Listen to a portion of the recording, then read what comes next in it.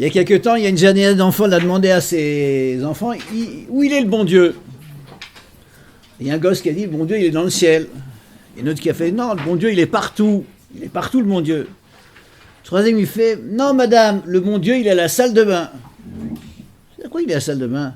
C'est à quoi il est à la salle de bain? Le gosse il fait mais oui, je vous garantis madame. Hier 10 fois maman elle a dit, mon Dieu c'est quand que tu sors déjà de la salle de bain? Alors la demande de Kotsk, il était enfant. Il y a un monsieur qui est venu à lui, il lui a dit je te donne une pièce si tu me montres où il est à Kadesh Baruch Hu. Le rabbi de Kotsk il a répondu monsieur je vous en donne 2 si vous me montrez où il n'est pas là à Kadesh Baruch Hu. Ah, il est partout à Kadesh Baruch Hu. Et une autre réponse, il a dit à Kadesh Baruch Hu il est là, on lui ouvre le cœur, on le laisse rentrer. Chez le Français de Beit Vegan, on sent qu'Akash Baruch Hu il est là, donc c'est un plaisir de m'adresser à des Français. Les Français c'est plus de qualité. En plus Beit Vegan. Donc, je vous remercie d'être venus nombreux, nombreuses. On va parler de l'éducation. Je me suis engagé à terminer avant 4h du matin, donc ça va être bref.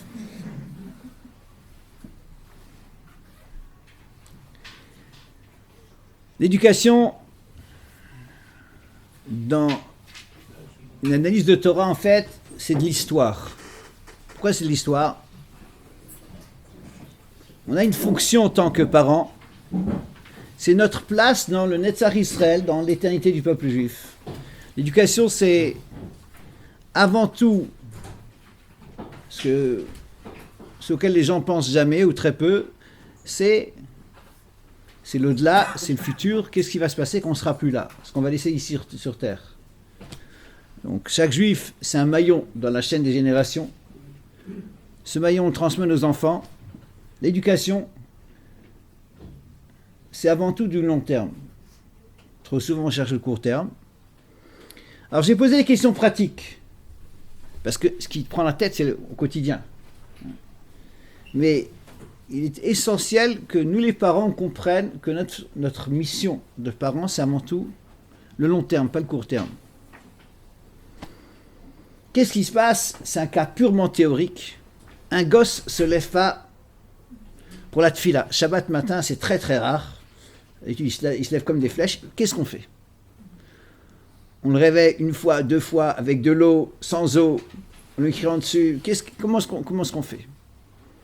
Et Kriyat Shema, sans besoin de Kriyat Shema, qu'est-ce qu'on fait? Question pratique. Mesdemoiselles, votre fille, elle s'habille un peu trop court et un peu trop moulant. Comment est-ce que vous réagissez? On va poser des questions pratiques, purement théoriques. Là-bas, tout va très bien avec les enfants, je le sais. Les adolescents, c'est encore plus facile. Et on va faire en sorte que ça aille encore mieux, vous attachez. J'ai posé 2 questions pratiques. Autre question qui m'a été posée, il y a une femme, la semaine dernière, j'étais à Paris, elle a son fils, c'est une bonne famille, elle dit, il est à la fac, elle me dit, avec une certaine autosatisfaction, j'ai droit au moins au prix Nobel de la meilleure éducatrice. Pourquoi? Je suis tout le temps derrière lui. Il est à la fac, mais je lui rappelle, tu as fait ci, tu as fait ça, tu as fait ci, blablabla. Bon. Et alors, on va voir ce que c'est vraiment l'idéal. Est-ce qu'il y a encore mieux que ça? Ou peut-être il faut encore réfléchir à certains points. Alors, je suis obligé de mettre un avertissement. Mon cours, il va servir à ceux qui n'ont pas de smartphone et qui n'ont pas d'internet. Ceux qui si vous avez un smartphone ou internet, alors je ne suis pas fâché, mais c'est une perte de temps. C'est une perte de temps. Je ne viens pas vous faire un cours sur les dangers d'internet, je pense que tout le monde le sait maintenant. En plus, vous êtes un public avancé. Ceux qui ont internet ou qui ont un smartphone, ils vont contre la Torah. Mais la réalité, une anecdote, les 2 Américains qui ont inventé l'iPhone, ils habitent à Los Angeles, ils ont inscrit leurs enfants dans une école privée où les smartphones sont interdits. C'est clair? Voilà. Alors je ne suis pas fâché parce que c'est une perte de temps. Hein. Vous allez me comprendre dans 10 ans, dans 20 ans, dans 30 ans, que lorsque on a ce genre d'appareil, même si vos enfants ne l'ont pas encore, moi, un petit conseil que je vous donne, c'est rentrer à la maison, parce que franchement, je tremble, parce que si vous enfants, Rav Vosna, il disait que laisser un adolescent seul avec Internet, c'est yichoud, un arrêt de yichoud. Donc je préfère que vous soyez à la maison. Je ne pense pas que ça va aider grand-chose, mais au moins ça... Maintenant, celles qui veulent rester, il y a une bouche d'égout à la sortie devant la choule en bas, ça peut servir à vos smartphones. Voilà, donc, on m'a toujours dit de Dreyfus les directs, mais au moins... Il y a des Français, vous savez, ils parlent, on ne sait jamais très ce qu'ils veulent dire, ils tournent autour du pot, il est un peu fatigué, on ne sait pas s'il a un cancer ou il a mal dormi. C'est-à-dire quoi? Moi, je vous appelle les choses par leur nom. Ceux qui ont Internet, vous avez un smartphone, ne pensez pas pouvoir réussir l'élection des enfants. C'est mission impossible, ça détruit humainement, je ne parle pas de Torah.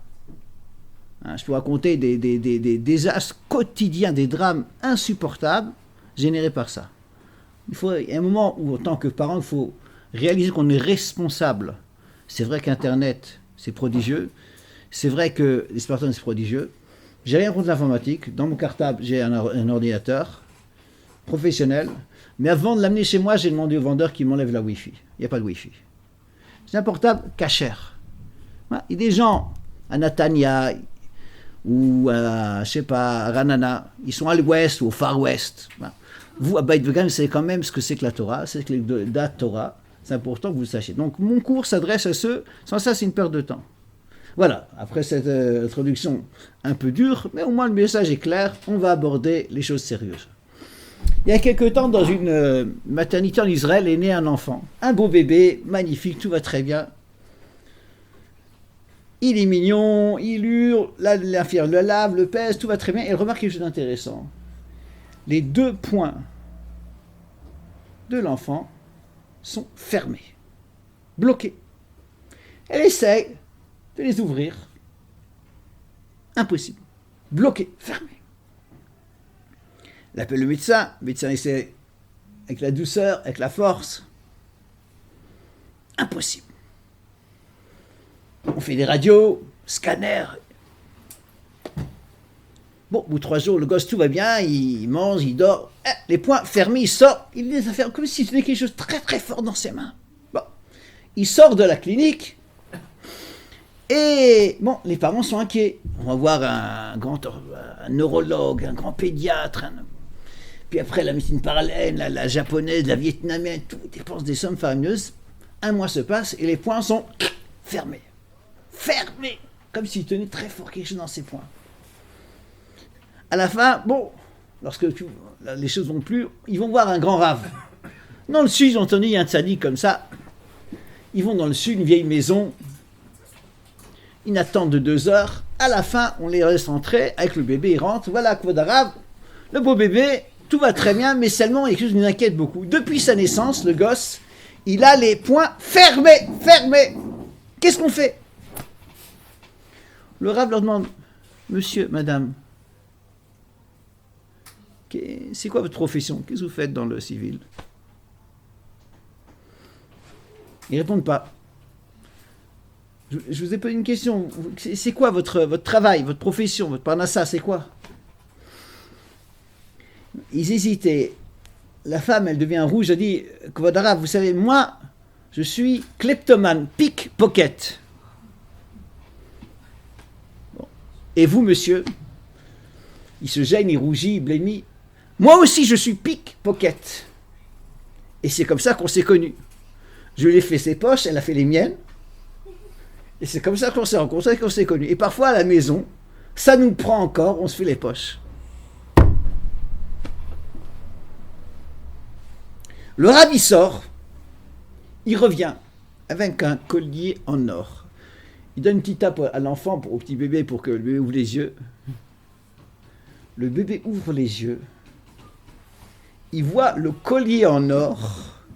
Et tout d'un coup, il lance les mains en avant pour attraper le collier. Et les poings s'ouvrent. Et les bagues et l'alliance de la sage-femme tombent par terre.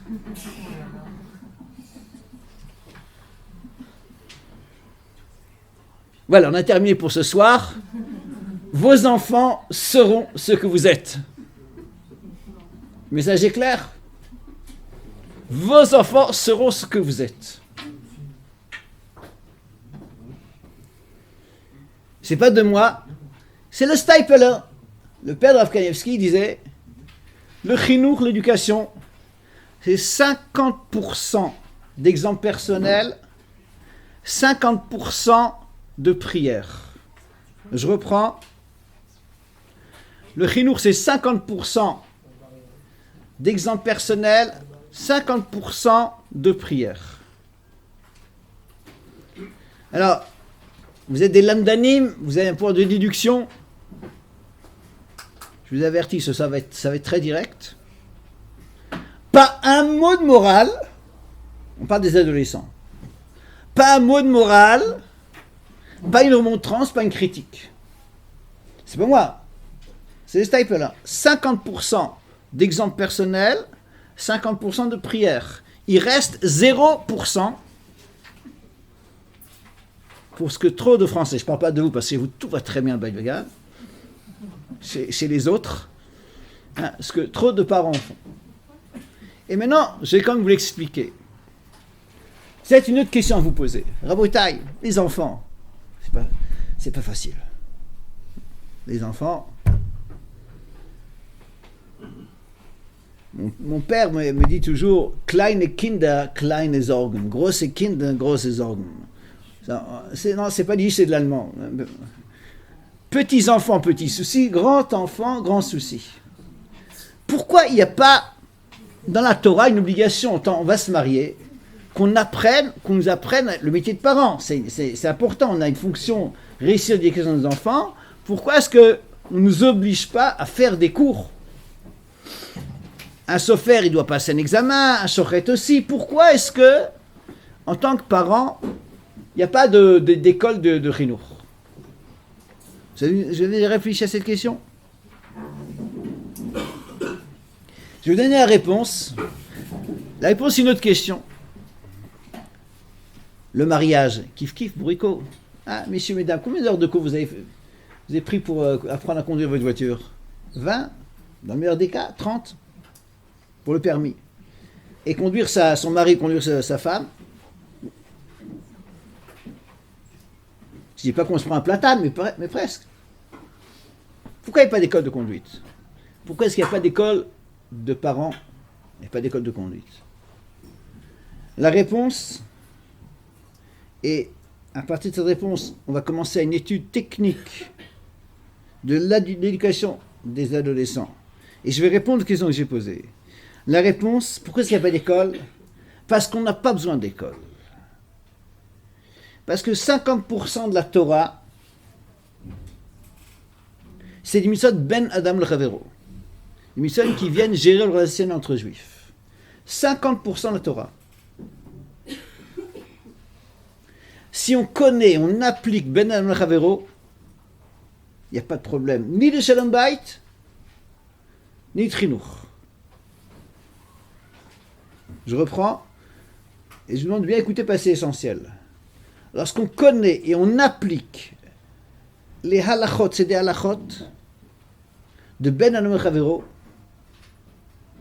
on n'a pas besoin ni de conseils conjugaux, ni de psychologue et tous ces trucs, on n'a pas besoin. À Bnei-Brak, il n'y en a pas, presque pas. Il y en a pour ceux qui ont des iPhones, mais ça ne sert à rien.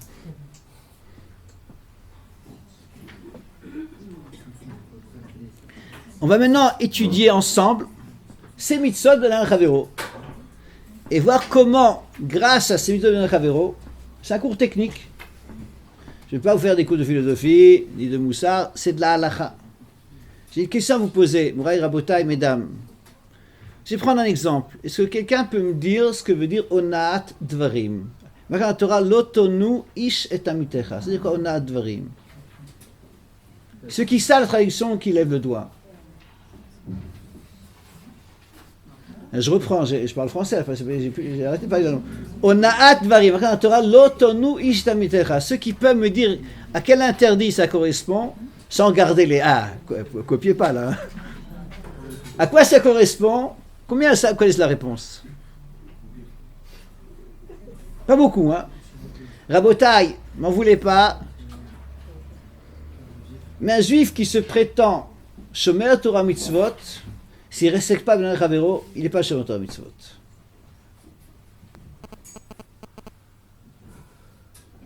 Onat Dvarim, c'est un lave. C'est dire un mot qui blesse, un mot qui fait mal. Un mot qui blesse, c'est plus grave, d'une certaine manière, que de manger un morceau de porc. Que les choses soient claires, c'est vrai en dehors de la cellule familiale, c'est encore beaucoup plus vrai entre mari et femme et avec nos enfants. C'est un lave. Les choses soient claires, il me dit Dreyfus, c'est un Ashkenaz, il vient de Bevrak. Rav Ovadia, il permet. C'est pour tout le monde. Pour tout le monde. C'est tarif uniforme. C'est un verset explicite dans la Torah. Un mot qui blesse, c'est un lave. Et ça détruit. Et ça détruit. Que les choses soient claires. Il y a un monsieur, il m'a appelé, j'ai parlé vendredi, un monsieur génial, c'est très intelligent, orthodoxe, comme nous, et français, hein. Ben Chavero ne connaît pas. Il a commencé à me dire ce qu'il pensait de sa femme, je ne préfère pas le répéter. Je lui ai dit, je l'aime plus ma femme. Je lui ai dit, je suis désolé. À Kippour, s'il y a un monsieur à problème de santé, il y a une exemption de jeûner.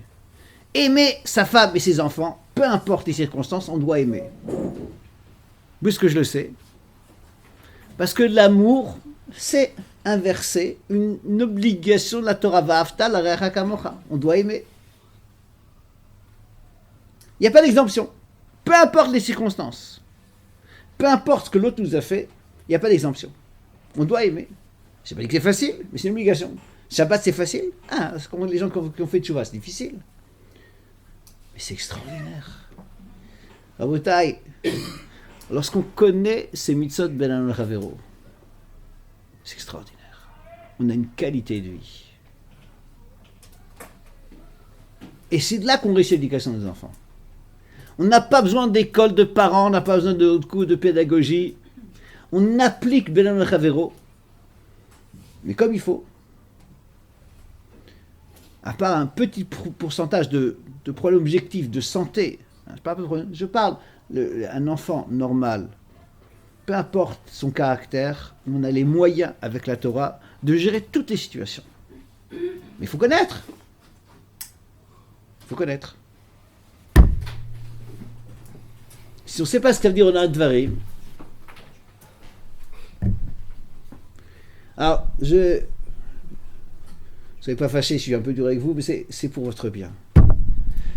Le français moyen a, on va dire, des circonstances atténuantes. Le judaïsme de France, c'est un judaïsme en grande partie extraordinaire qui a fait tchouva.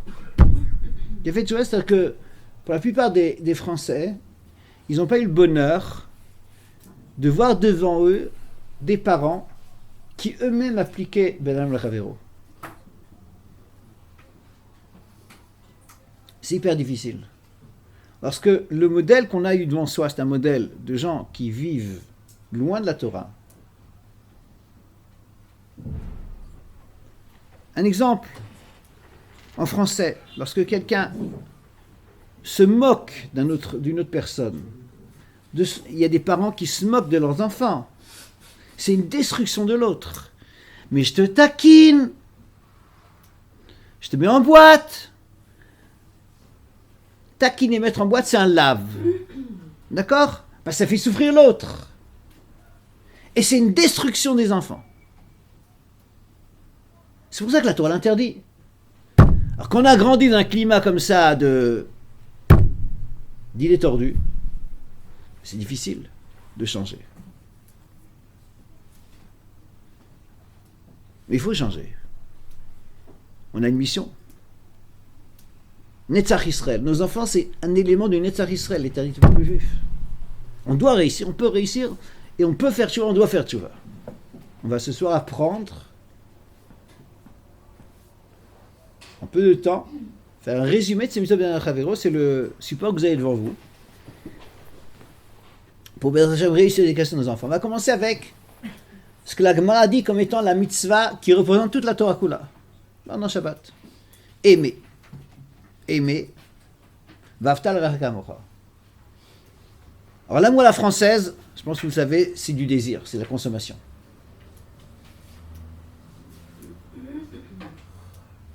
On aime les pralines, on les mange. On aime le poisson, on le mange. C'est pas ça ce que la Torah. Rav Dessel, lui, ça veut dire quoi aimer?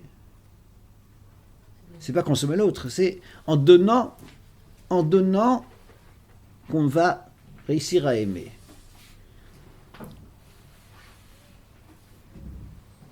Plus on donne, plus on aime. Rav Dessel, il apporte une preuve. Prenez dans une famille un enfant qui a un problème, un handicap. Cet enfant va l'aimer plus que les autres, parce que cet enfant a plus besoin de nous que les autres. Vous savez que je ne suis pas un conférencier, je suis un technicien. Et les techniciens en machine à laver, techniciens en informatique, quand ça ne marche pas.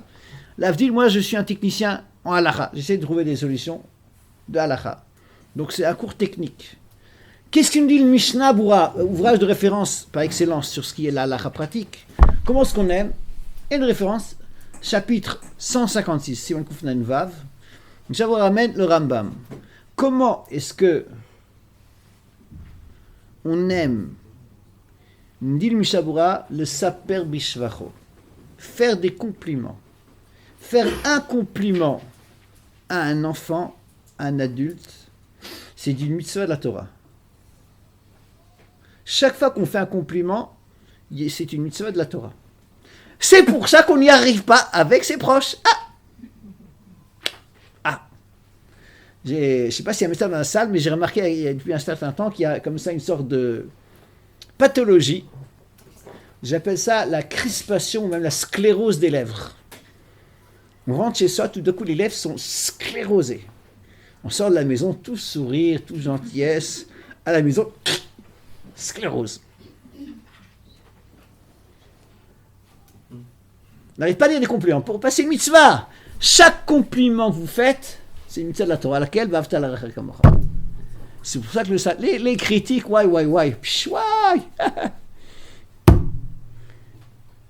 mais j'ai pas besoin de dire que je l'aime. Il le sait, elle le sait. Il faut dire à nos enfants qu'on les aime. Il faut le dire. Ils ont besoin de l'entendre. Nos critiques, on leur dit. Pourquoi on leur dit pas? Je vous ferai pas lever les doigts parce que une fois ça suffit, mais c'est quand la dernière fois que vous avez dit à vos enfants, je m'adresse plus aux hommes que les femmes parfois encore, je t'aime, l'embrasser, l'enlacer, s'asseoir à côté de votre fils il y a 16 ans, s'asseoir 17 ans, s'asseoir à côté de lui, le cajoler, c'est important, c'est essentiel. En Amérique, il y a un rave comme ça qui a fait un cours là-dessus. Le papa, il est rentré à la maison, il a appelé son fils, et le gosse, il a entendu son père, il s'est mis à courir vers sa mère. Mommy, Daddy's dying! Maman, je crois que papa est en train de mourir. Why? What's going on? What happened? Qu'est-ce qui s'est passé? Qu'est-ce qu'il t'a dit? Papa, il a qui m'aimait, il va mourir!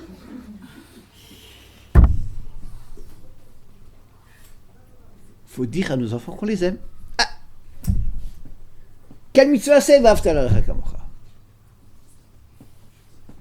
Dire à nos enfants qu'on les aime. Chercher à leur faire des compliments. Listakel b'malat chavereinu.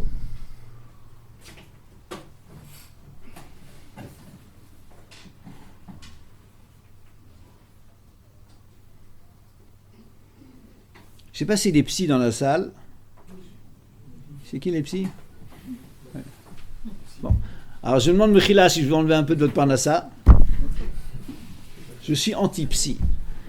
Qu'est-ce que fait le psy? On a besoin de psy dans certains cas. Mais le psy, qu'on amène un enfant, qu'on leur donne un problème de coup, on voit c'est un psy, il fait ce qu'il ne faut pas faire et je vais vous expliquer pourquoi. Comment... Tous les psys ou... Je ne parle pas de pas ceux qui ne sont pas venus ce soir. Non, j'ai expliqué le problème de la psychologie. J'ai vérifié, on vous a raconté l'histoire de Thomas Edison. On vous l'a raconté, Ravarouas. Bon. Alors, je vais vous expliquer maintenant le dessous de l'histoire. La mitzvah va'avta l'orecha kamocha, l'être humain ne supporte pas le regard critique. On n'aime pas qu'on voit nos défauts, on est d'accord. On est d'accord, personne ne supporte. Un monsieur, il a fait un faux pas, la couture de son entrejambe, de son pantalon, s'est ouverte. À partir de ce moment-là, il va commencer à marcher à petits pas, serrer les jambes parce qu'il a peur que ça se voit. Rabotaille, messieurs, je vous garantis, personne n'est en train de regarder l'entrejambe de votre pantalon. Ça n'intéresse personne. Vous regardez l'entrejambe de monsieur qui est devant vous. Et si vous voyez le secret d'État, la honte qu'il a, rien n'est arrivé. Mais l'homme auquel arrive ce genre de choses, c'est une catastrophe. Il sait plus se mettre. L'homme ne supporte pas un regard critique. Mesdames, je vais régler les comptes avec certains hommes. Pourquoi est-ce qu'un homme est capable de répéter 5 fois, 6 fois la même astuce vaseuse? La même astuce vaseuse, la même blague, il la répète sans arrêt encore une fois, la même étude de la politique, etc., au match de foot, il a fait un plongeon, la tête plonge. Waouh. Pourquoi?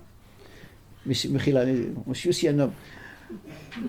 Parce que lorsqu'un homme raconte une blague comme ça, ou fait une analyse, on l'admire. Il a de l'esprit, il est bien. Il le répète. Un homme, l'être humain, veut être admiré pour ses qualités et ne supporte pas le regard critique. Aimer, va'avta l'orecha, comment c'est faire autrui ce qu'on veut qu'on fasse à soi-même, c'est apprendre à faire un focus sur ma'alat chaverenu, les qualités de l'autre, et occulter les défauts de l'autre. Les psys, on va chez un psy, il y a un problème, on en fait un agrandissement, on fait un gros plan, on travaille dessus. La solution de la Torah, il y a un problème avec un adulte, un enfant, un jeune adulte, un adolescent. Faites un focus sur ces qualités. J'ai eu un cas, comme ça un Baruch Yeshiva qui est rentré à la maison, et ça n'allait pas du tout. La sœur m'a appelé. Elle me dit, il ne fait plus rien, etc. Je lui ai donné la solution. J'ai dit qu'elle dise, qu'elle le fasse elle-même, et qu'elle dise à ses parents de dire à cet adolescent qu'on l'aime, et le complimenter. Chercher sous la table des compliments. 2 semaines après, elle m'a rappelé pour me remercier. Je n'ai pas fait d'études de psychologie, Baruch Hashem. C'est la mitzvah de va'avta l'orecha kamocha.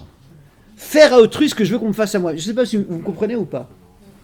Et c'est vital. C'est vital. Arrêtez de poser votre regard sur les défauts de l'autre. Le Chazon Ish, dans une lettre, il écrit un père qui dit à son fils, il ne s'est pas levé pour la tefila. Tu es paresseux. Le Chazon Ish, il écrit quelque chose de terrible. Il écrit dans une lettre, le fils va prouver à son père qu'il a raison.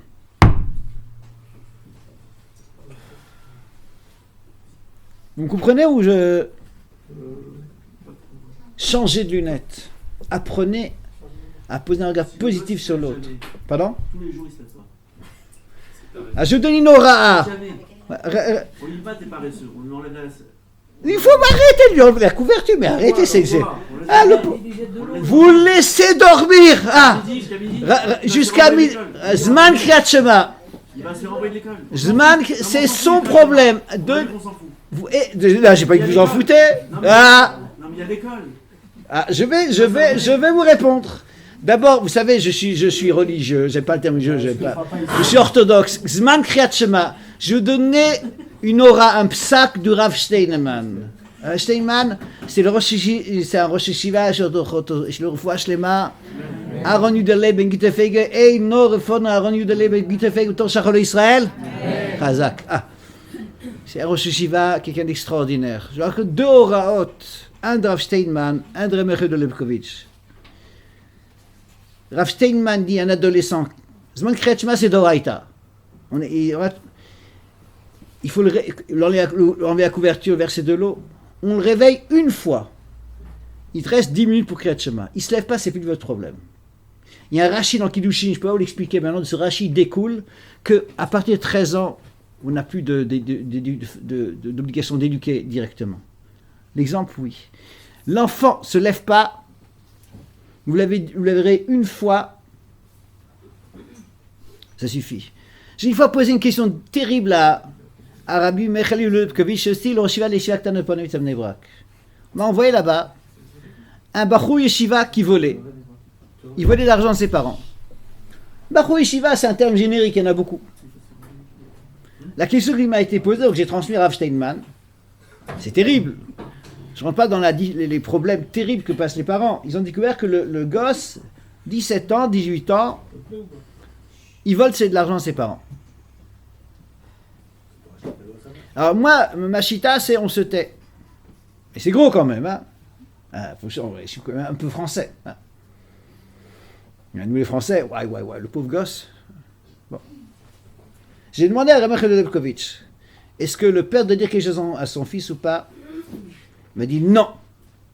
Aujourd'hui, ce garçon, j'ai suivi l'affaire, c'est un vrai Tamid Racham Tzadik. C'est une vieille histoire. Et c'est la suite de ce que je suis en train de dire. Va'aftal alach kamocha, ça apprend à poser un regard positif sur l'autre. Trop de personnes l'auraient amené chez un psy et l'auraient détruit. C'est faire une fixation sur ce qui est négatif. Alors je ne dis pas, il y a des cas où on a besoin de conseils d'un psychologue. Je ne dis pas qu'il ne faut jamais aller chez un psychologue. Mais pensez que, d'abord, ce n'est pas une science exacte. Le nombre d'erreurs de diagnostic. Vous savez, je dois m'occuper malheureusement de beaucoup de cas. Et je travaille avec des plus grands psychologues. Sur le même cas de figure, j'entends des analyses qui sont totalement différentes. Pour le smartphone, pourquoi on ne doit pas le laisser? D'abord, passer date Torah. Date Torah, ça nous oblige, ça nous impose aussi les Français. S'il y a des rabbins qui sont un peu plus intelligents que nous tous ensemble, qui ont dit que c'est interdit et dangereux, ça suffit. On doit entendre date Torah. Pardon? J'ai pas compris. Pour les parents ou pour les enfants, le smartphone? D'abord, si vous avez jeté le vôtre, il y a de quoi parler. Tant que vous l'avez, ça ne sert à rien. Un instant, il faut un minimum de logique. Vous n'avez pas dit prendre le smartphone de votre fils, comme vous en avez un. Arrêtez. Et papa le tien. Mais si l'enfant il se lève pas, et il risque de se faire renvoyer. Il sera renvoyé. J'ai pas dit que c'est pas grave. J'ai pas dit que c'est pas grave, mais c'est plus grave d'infantiliser l'enfant. Regardez, je vous explique. L'enfant, le but de l'éducation, c'est le long terme, c'est pas le court terme. L'enfant, il va se faire vider, il va se prendre en main. Mais si vous le couvez, jamais il prendra ses responsabilités. Alors, il ne faut pas attendre qu'il se fasse vider, mais c'est à lui de prendre ses responsabilités. C'est aux parents. Je vais continuer, c'est une bonne question. Chazak, c'est une bonne question. Pourquoi je vous dis ça, Chazak? Je vais vous dire pourquoi, parce que je vous aime. Alors, je vous fais un compliment, vous avez posé une bonne question. Chazak. Ouais, j'applique. Je vous aime, je ne serais pas venu sans cela. On continue. Je résume ce qu'on a vu. Aimer, c'est faire des compliments. Aimer, c'est poser. Rav Steinman dit, un enfant fait une bêtise, ne le regardez pas, ne le voyez pas. Il ne faut pas être derrière les enfants tout le temps, mais il ne faut pas qu'ils sachent ce que vous avez vu. Savoir se taire. Poser son rire sur le positif. C'est vital. Si vous arrivez à faire ça, vous êtes sur la bonne route. Donc, si l'enfant il a vu qu'on l'a vu faire une bêtise, il faut lui dire. Non. Il faut apprendre un peu à ne regarder plus. La prochaine fois, ne voyez plus. Voilà. On va continuer. On va continuer parce que il y a comme un cours. J'aimerais faire le cours. Mais systématique, je pense qu'il y aura plus d'intérêt à ce que je fasse un cours systématique. Dans ce cours, je répondrai à beaucoup de vos questions. Vous avez sur vos langues. On va continuer. On a donc parlé de cette mitzvah de Va'aftal alach kamocha. On va aborder maintenant l'Issur Onat Dvarim.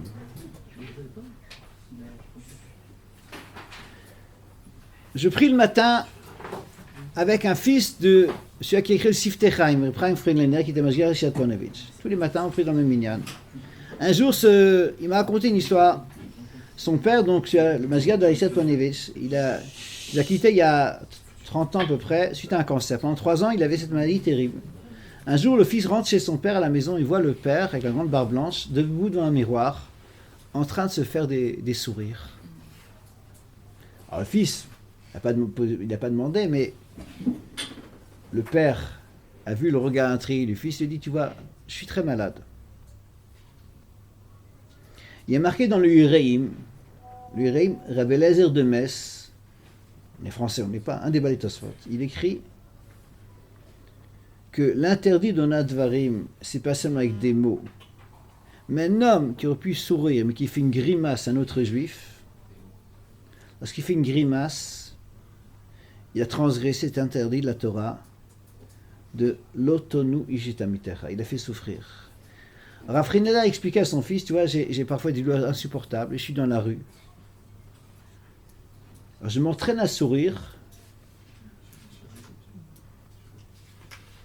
Je m'entraîne à sourire pour que, chas shalom, je ne fasse pas sous la douleur une grimace à un autre juif. Onat Dvarim. Je vais vous donner des choses basiques. Si vous faites Chumash Rashi, Rashi dans Parshat Behar, lorsqu'il ramène l'interdit de l'otonu, il ramène une Mishnah dans le 4e période de Bamtia Azahav. C'est une Mishnah, il y a marqué que si un juif rentre, c'est un commerçant juif, pour demander le prix d'un objet alors qu'il sait pertinemment qu'il ne va pas acheter cet objet. C'est un exemple. Par curiosité, je veux connaître le prix d'une Breitling. Même si j'avais l'argent d'acheter une Breitling, je n'en achèterai pas parce que je préfère, s'il y a de l'argent, je donnerai. Attends, d'autres Nissim, j'en sais rien. Je veux dire pourquoi? Parce que ma montre et la Breitling, c'est exactement la même heure. Elle ne marche pas plus vite, la Breitling. C'est la même heure, pas besoin d'une Breitling. Je rentre un commerçant juif, lui demander le prix de la Breitling. Stam. La Mishnah dans Azahav nous dit qu'un juif qui demande à un commerçant le prix d'un objet alors qu'il sait pertinemment qu'il ne veut pas l'acheter, il ne compare pas les prix pour acheter. À ce moment-là, il a fait l'interdit de la Torah d'Onat Dvarim. C'est une Mishnah dans 4e période de Bava Metzia. Pourquoi? Parce que le commerçant, il a une déception. Le commerçant, il est prêt à subir une déception s'il a un espoir de vente. S'il n'a pas d'espoir de vente, vous l'avez fait souffrir, c'est un intérêt de la Torah. Rashi, il ramène là un petit chidouche, cette Mishnah, parce qu'il y a ici une envergure à cet interdit de Onat Dvarim. On n'a pas le droit de faire souffrir, même si c'était inintentionnel, Beshogeg. Lorsque je suis rentré chez ce commerçant, je n'avais pas l'intention de le faire souffrir, je ne le connais pas. Je ne suis pas en train de régler un compte. Malgré tout, j'ai fait l'interdit de la Torah de Onat Dvarim. On n'a pas le droit de faire souffrir, même sans faire attention. Et c'est ça le pshat de Reb Fellender. Il fait une grimace dans la rue, il a mal, et il ne veut pas faire souffrir les autres juifs. Malgré tout, la Torah nous impose, c'est concrètement, nous les parents, une des armes qui est interdite et qui détruit systématiquement, c'est les mots qui blessent. Les mots qui blessent. Un mot qui blesse, c'est un interdit de la Torah. On n'a jamais le droit. Jamais le droit de dire un mot qui blesse. Peu importe les circonstances, c'est une arme interdite. Votre fils vous a poussé à bout. Donc vous donnez le retranchement, il y a des retranchements dans lesquels on n'a pas le droit de rentrer. Vous n'allez pas prendre un pistolet et lui tirer dessus, on est d'accord? Parce que vous allez en tôle. Dire un mot qui blesse, c'est tout aussi grave. Et je pense que certains maris le savent, pas ceux ici présents. Il y a 20 ans, il y a 30 ans, vous avez dit un mot qui blesse à madame. 10 fois, 20 fois, lui demande Mechila. Et chaque fois, il vous le ressort. Hein? C'est pas possible, les femmes. Pourquoi il le ressort? Parce que derrière le corps, il y a l'âme.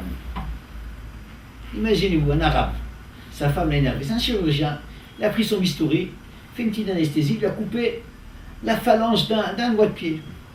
Il a recousu. Et après, il regrette.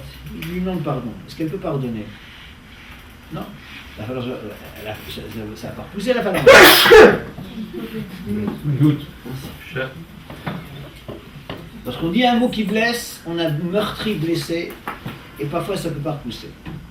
Pour ça, la Torah nous l'interdit. Jamais dire un mot qui blesse. C'est un lave.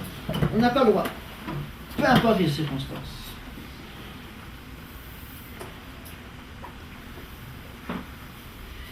se répare si on l'a déjà fait. Je pardonne. Ça se répare si on l'a déjà Oui. fait. Doubler la dose d'amour.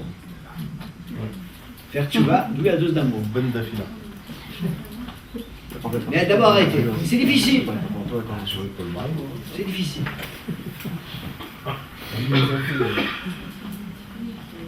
Vous me suivez? Il y a une phrase que j'ai toujours en tête. Troser shifto sonné beno. Dans ce cadre-là, ça serait quoi là? Ravolbe, c'est une très bonne question. Razak. Alors le Ravolbe explique Yeshmakel Noam.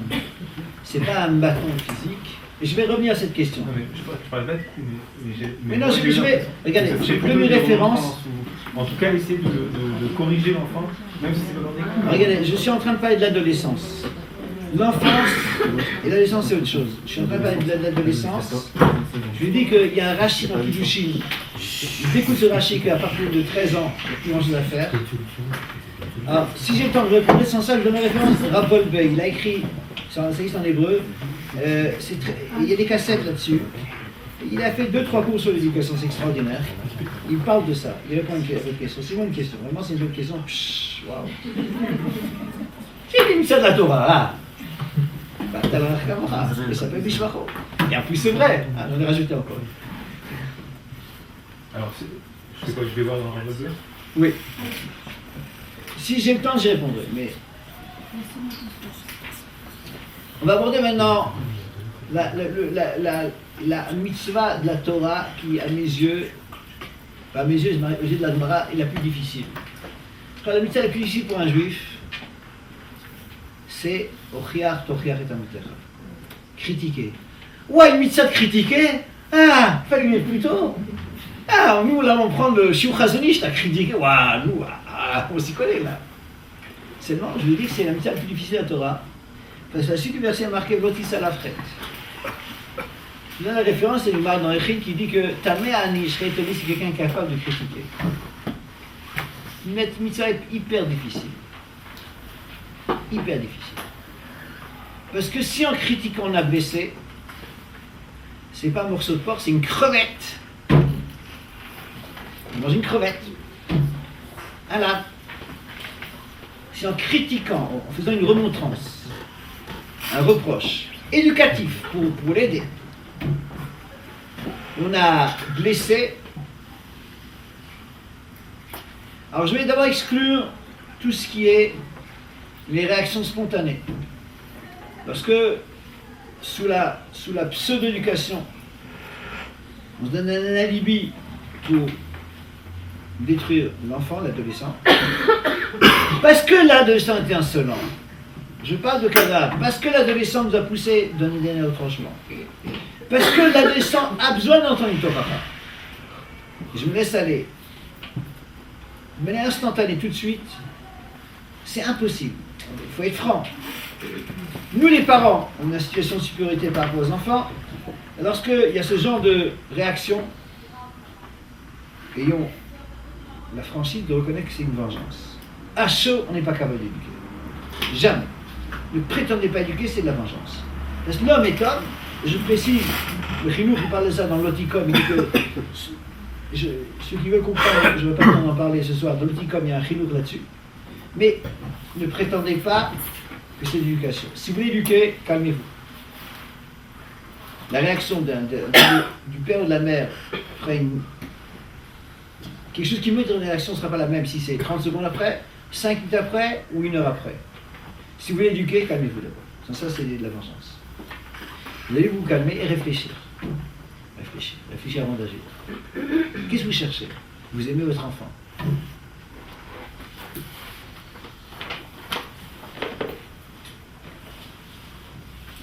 Si du Rashi dans Kiddushin, il découle qu'à 13 ans, on ne peut plus rien dire. Et le Stipler nous disait que le chinour, c'est 50% des normes personnelles. C'est-à-dire qu'en fait, dans aucun cas, aucune critique ne peut apporter quoi que ce soit. Je vais être clair.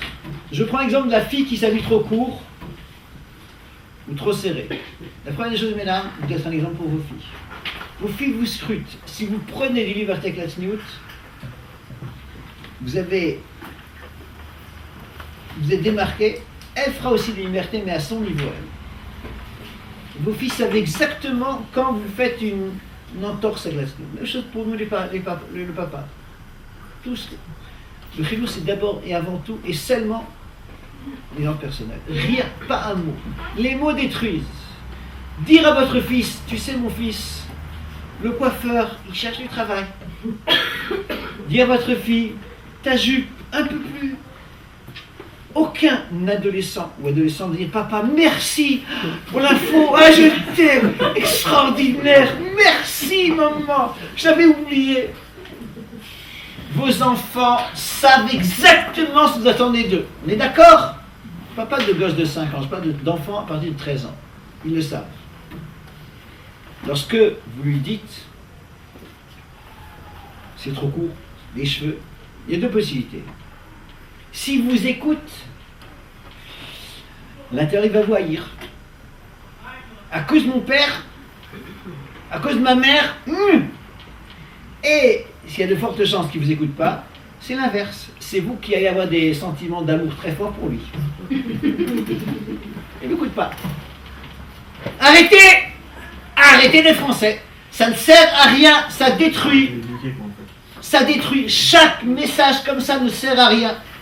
Mais où sont les limites? Il faut arrêter d'éduquer. Je vais y répondre. Il faut arrêter d'éduquer, quoi. Il faut commencer à éduquer. Commencer à éduquer. Être un exemple personnel. Cette femme, la semaine dernière, à Paris, je lui ai expliqué, vous êtes en train de détruire à 19 ans, dire à un enfant, fais ci, fais ça. On est d'accord, c'est pas logique. L'enfant, il faut descendre des responsabilités. Nous apporter les preuves. D'abord, il y a un très beau mot du Shla Kadosh. Il y a un verset dans Michelet. Al tochachletz penisnaika ochach lechacham ve'efcha. Ne critique pas le rigolo, il va te haïr. Critique le sage, il va t'aimer. Moi, rabotaille, mesdames, j'ai deux enfants. Il y a un lettre, un rigolo. Son mère dit, laisse-le. Va chercher le gentil. Lui, il va t'aimer. C'est mon fils, il ne se lève pas pour la fille là-bas, il ne se lève pas pour l'école. C'est lui que je dois lui dire. Ça vaut $1 million, ce mot. Je demande de l'écouter, de l'intérioriser. Le Shla Kadosh, il nous dit, il ne s'agit pas de deux enfants. Chez le Letz, cherche l'aspect Chacham. Chez tout juif, il y a un aspect Chacham. Al tochar, ne rentre pas dedans, tiens paresseux, tiens fainéant, tu t'habilles n'importe comment, tu fais jamais rien, tu es égoïste. Cherche le chacha, cherche chaque juif. Il n'y a pas un juif qui n'a pas un aspect négatif. Mets une loupe, mets un microscope électronique sur ses qualités. Fais-lui psh, waouh, psh, waouh. Essayez une semaine, dans tous les cas, j'en supplie, c'est pour vous. Arrêtez, dans une semaine, arrêtez de critiquer. Faites des compliments. Allez-y, tout va changer, je vous garantis. Et si ça ne marche pas, vous serez remboursé.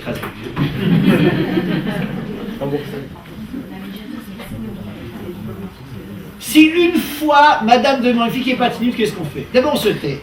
Pour une fois, la jupe est à 2 cm de plus long. Il y a des chants, c'est seulement comme ça. Ça ne sert à rien. Vous êtes en train de perdre vos adolescents. Vous êtes en train de détruire les classes. Ça ne sert à rien. L'homme ne supporte pas la critique. Et deux fois, on ferme les yeux. Oui. Voilà, on ferme les yeux. On ferme les yeux. 2 cm qui se rapprocher, c'est pas un monsieur, Regardez, l'éducation, mesdames, c'est d'abord, je dis, c'est pas moi, le sniper. Il n'y a rien, ça ne sert à rien. Vous pouvez, regarder, je vais raconter une histoire. C'est la dernière histoire avant de terminer. Il y a quand même un cas, il m'a appelé il y a quelque temps. La crise, le fils a demandé à son père, je veux de l'argent pour passer le permis moto. Les parents de Olim de France, ils n'ont pas d'argent. Le père a dit, j'ai pas. Le fils s'est énervé. C'est un adolescent. La grosse crise, il a commencé à injurier, à donner des coups dans les murs, etc. Et menacé. Les parents m'appellent un SOS. Qu'est-ce qu'on fait? Qu'est-ce qu'on fait? Notre arme n'a une condition. à une condition que l'enfant ressente qu'on l'aime. Si vos enfants entendent plusieurs fois par jour des compliments, vous les aimez. Sans ça, vous n'êtes pas en train d'éduquer. Vous êtes en train de vous donner bonne conscience. Mais si vraiment vous vous donnez de l'amour, et qu'un enfant a quelque chose de grave, on a une arme. C'est une arme, il faut s'en servir à petite dose. J'ai dit à cette mère, c'est une femme de très grande qualité, après, quand vous allez rentrer dans votre chambre à coucher, vous allez pleurer. Vous allez pleurer sur votre oreiller. Pleurer devant l'enfant. Un enfant ne veut pas faire mal à sa mère. S'il y a de l'amour, un enfant ne veut pas faire souffrir ses parents. On a une petite dose. L'éducation, c'est quelque chose qui se fait sans les mots. Un enfant, lorsqu'il aime ses parents lui montrent qu'il l'aime, ne veut pas faire souffrir ses parents.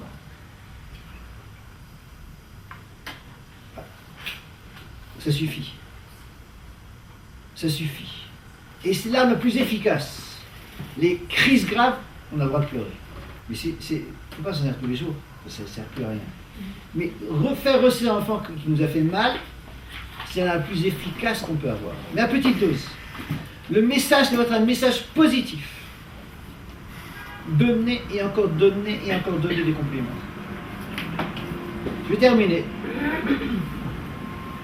avec, on n'a pas eu le temps de parler de tous les interdits qu'il y a. Il y a une feuille ici. Ceux qui veulent en connaître plus sur Bernard Chavero, il y a un CD avec 25 cours sur Bernard Chavero. C'est des cours que j'ai fait à Radana, des Français. Ils ne sont pas de niveau de Baïvegan, mais aussi doivent apprendre Bernard Chavero. On ne peut pas être juif, shomer Torah mitzvot, ce qu'on appelle orthodoxe, si on ne respecte pas. Il s'agit de la vie. Et Yom Kippour ne sert à rien, ce n'est pas dans l'Umkhila. Il faut le savoir. Mais d'après tout le monde, on ne connaît pas. On n'a pas d'éducation. On a grandi chez des parents qui étaient pas religieux. On ne connaît pas. Changez pour que vos enfants, eux, vivent ce que c'est Bernard Chavero. Apprenez, parce que c'est évident que s'il n'y a pas Shalom Bayit entre les parents, ça ne peut pas marcher. Si entre les parents, ça part dans tous les sens, vous faites souffrir les enfants et vous êtes en train de les détruire. Les enfants souffrent. C'est horrible, c'est l'horreur. Nous, les parents, on a une responsabilité, c'est la parole des parents, d'apprendre si tu as Bernard Chavero. Parce que maintenant, les parents, c'est la même chose. Si un papa, évidemment, ça ne va pas, ça ne peut pas avec les enfants. Les enfants qui tournent mal, dans 90% des cas, parce que je dois analyser ça, c'est parce qu'il n'y a pas de Shalom Bayit entre les parents. C'est-à-dire que nous, les parents, on a une responsabilité. Le Shalom Bayit, ce n'est pas des conseils conjugaux, c'est Bernard Chavero. Ce que je vous ai dit, ça s'applique aussi entre mari et femme. S'il n'y a pas de Shalom Bayit, vous détruisez vos enfants. C'est évident, c'est pas chute. Mais le Shalom Bayit ne suffit pas parce que nos enfants aussi, il faut apprendre à se taire. Alors donc, je parle d'autres mitzvot dans ce bref aperçu, mais ceux qui vont en connaître plus, il y a 25 cours. Il y a aussi 3 CD sur l'éducation. Le 1 et le 2, c'est des généralités sur l'enfance. Le 3, bon, il y a 7 cours ou 9 cours. Le 3 sur l'adolescence. L'enfance, c'est facile, l'adolescence, c'est encore plus facile. Il y a un CD sur comment marier nos enfants, leur parler du mariage. J'aborde la question, là-bas, les questions des garçons et des filles qui tournent ensemble, qui font des bêtises. Il y a une conférence que je donne aux étudiants, je parle de sujets, leurs problèmes, les filles, pour les garçons, et le mazal pour les filles, et tout ce qui les garçons. Donc je parle donc c'est le CD sur le Shidour. Il y a d'autres CD d'Alaha, ceux qui sont intéressés. Il y a un sujet qui me tient à cœur énormément, vous savez que mon dada c'est Tarat Mishpacha. On est dans les Shovavim. Une zgoula pour réussir ses enfants, c'est respecter comme il faut, c'est Alachot. Alors, je suis désolé, malheureusement, je ne parle pas de vous, mais trop souvent on connaît très mal les halachot. Il faut réviser. Même si on est orthodoxe, on n'était pas dans le mariage, il faut réviser. Je vais vous citer une Gemara. Une Gemara qui s'engage. Comment des garçons réussis? Là, dans Shavuot, Daf Yutret Amidbet, Kol HaPoresh Mishto Samuch LeVesta. Tout celui qui sépare lors des vestot, des dates de prévention, des honot, mais on ne connaît pas très bien. On a Benumit vers Chodesh, Aflaga, on ne connaît pas très bien. Maintenant, la Gemara, c'est un engagement. C'est pas Avkalievsi Rachtem qui vous dit, c'est la Gemara. Shot Utret, Havelo Banim Roim Loha. Celui qui respecte comme il faut. Et c'est, dans l'IDA, c'est une partie les plus light. Se respecte comme il faut les vestot, on a droit à des garçons qui sont des décisionnaires. Pas seulement des chachamim, des décisionnaires. C'est une Gemara qui s'engage. Une zgoula pour avoir des enfants réussis et réviser ses lois. Chavri, c'est bon de le faire. Il y a des coffrets avec des DVD qui vous permettent. C'est des cours que je donnais des hommes. Les hommes aussi. Nida, c'est pas une sorte de femme. Les vestot, c'est au mari de les tenir. Donc, la Gemara s'engage. Vous respectez comme il faut ces vestot, vous aurez droit à des garçons réussis. Donc il y a des coffrets. Je précise, les coffrets, c'est 6 DVD. Ça peut voir ça sur un écran. Il y a aussi des CD, c'est le même contenu au niveau de la halakha, mais sur, tu sais, il y a l'audio. Donc, les coffrets, c'est le cas, vous avez 50 shekels pour 6 DVD, c'est moins que le prix de revenu. Et les CD, sur Tata Mishpara, et les autres 10 shekels. Tata Mishpara, vous pouvez le copier gratuitement, les autres, il faut le payer. Je conseille comme un achat parce que c'est très beau. Si vous l'offrez à quelqu'un, il y a le lac du Kinneret dessus, etc. Pas besoin de dire le prix pour l'offrir à quelqu'un. 6 DVD. C'est un beau cadeau. Alors je vais faire le clip publicitaire. On revient à la dernière histoire. J'ai un ami à Bnei Brak. Son fils tournait mal. Bachou Yeshiva tourne mal. Les cheveux n'importe comment, les habits n'importe comment. C'est un ami intime à moi, donc je vais raconter 2-3 détails. Aujourd'hui, ce garçon, il étudie à fond la caisse d'un collègue. Lors des fiançailles, le papa du garçon dit au papa de la fille, sachez que mon fils, depuis la bar mitzvah, j'ai jamais élevé la voix. Il n'a pas dit j'ai jamais dû élever la voix, j'ai jamais élevé la voix. Sa fille l'a corrigé, papa, avant la bar mitzvah aussi, tu n'as pas élevé la voix. Alors cet ami m'a raconté, les vacances de Nazmanim, lorsqu'il était à les vacances de la Yeshiva, ou lorsqu'il était étudiant en dehors de Bnei Brak, lorsqu'il rentre à Bnei Brak un Shabbat, il se fait une moti Shabbat. L'heure de retour, c'était entre 1h30 et 2h30 du matin. Le papa lui jamais dit, je me lève pour le net. Le papa n'allait pas dormir tant que le fils n'était pas rentré à la maison. Et le fils le savait. Il n'avait pas dormi, il s'endormait sur son pupitre d'études. À 1h30 du matin, lorsque le gosse n'est pas encore entré, il a pris son portable. Shalom, Anishma, kol beseder. Pas un mot. Lorsque le gosse rentrait, 2h du matin, Shalom, Mashlomcha. Il n'a jamais dit un mot. Aujourd'hui, s'il aurait dit un mot, il aurait détruit le gosse. Il serait chiloni aujourd'hui. C'est difficile. Mais c'est seulement ça qui marche. Rabotai, messieurs, mesdames, je vous ai parlé de Benan Chavero. J'ai expliqué pourquoi, dans la Torah, on n'a pas besoin d'école de parents. On n'a pas besoin de parler. Il ne faut pas parler, si en parlant on détruit. Ce qu'il faut, c'est apprendre les Chod Benan Chavero et les appliquer chez soi. Il n'est jamais trop tard pour bien faire. Il faut bien faire. On a les moyens de réussir ce projet de vie. Maintenant, comme on est nombreux, on va faire une tuile Rabim, parce que le Stabé a dit l'éducation c'est 50% d'exemple personnel, 50% de filote. On va faire une tuile Rabim, Anna, El, No, Refono, l'Aaron, Udelei, Ben Gittel Feige, Betor Shachol Israël. Amen. Metachmus al Kulanu, שנזכה לראות צאצאינו וצאצאי צאצאינו עד עולם גדולי תורה ויראה בריאים ושלמים. Amen. Il y a une femme, pas religieuse. Elle a eu un garçon qui a fait tchouva, qui étudie. Demandez comment vous avez fait ça. Elle a raconté. Elle travaille dans une coupe patronine. Il y a beaucoup de Haredim qui arrivaient là-bas. Et les orthodoxes, en train d'attendre, ils prient. Il y a même un petit marque de Télim, Sidour. Une fois, elle a pris un Sidour. Et c'est Israël, elle sait lire. Et la vue, il y a marqué là-bas, Va revna Hashem Elokeinu. Et dirait Torah Terra, rendre agréable, douce tes mots de Torah dans nos bouches, et qu'on soit venus à nous et nos descendants, l'homme de Torah, l'Ishma, des étudiants de la Torah comme il faut. Alors moi, ça m'a parlé. Moi, je prie pas, mais ça, tous les matins, je disais. Oh, elle a dit, cette femme a dit, moi, j'ai prié Stam, mais à quel jour il a pris les choses au sérieux. À quel jour on nous prenne au sérieux, on se devrait revenir à Khan. Je remercie Rabbi Yaakov. Je vous remercie, messieurs, mesdames, votre indulgence, votre patience. Je suis désolé, j'ai été un peu direct avec vous. Vous allez réfléchir à ce que je vous ai dit. Et dans ta chaîne, il y aura des changements. Les CD, je précise, Les CD, c'est du MP3. Donc ça s'écoute soit sur lecteur d'MP3, sur ordinateur. Donc si dans votre voiture, vous avez un ancien lecteur de CD, il faudra acheter une nouvelle voiture.